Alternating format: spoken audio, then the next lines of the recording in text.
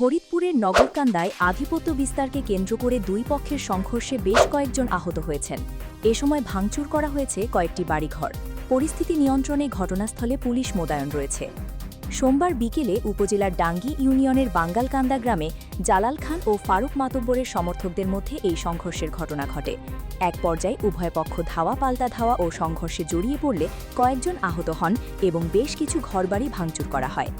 খবর পেয়ে অতিরিক্ত পুলিশ সুপার মোহাম্মদ আল ফাহাদ এবং নগরকান্দা থানার ওসি রাসুল শামদানি আজাদের নেতৃত্বে পুলিশ দ্রুত ঘটনাস্থলে গিয়ে পরিস্থিতি নিয়ন্ত্রণে আনে। পরে ঘটনাস্থলে অভিযান চালিয়ে পুলিশ দুই পক্ষের বাড়ি থেকে বস্তাভর্তি ইটের টুকরা উদ্ধার করে। এ বিষয়ে তদন্ত সাপেক্ষে জড়িতদের বিরুদ্ধে প্রয়োজনীয় আইনগত ব্যবস্থা নেওয়ার কথা জানিয়েছে পুলিশ। খোলার জন্য ভিতরে নিশ্চয়ই কোনো কিছু আছে, তা নাহলে আমাদের খুলে দেখাচ্ছে না কেন? যদি কোনো কিছু না থাকতো অবশ্যই খুলে দেখাতো।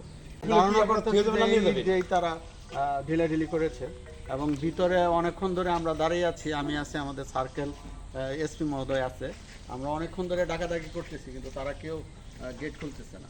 তো যেহেতু গেট খুলতেছে না, তার মানে আমরা ধারণা করতেছি যে ভিতরে অনেক কিছু আছে।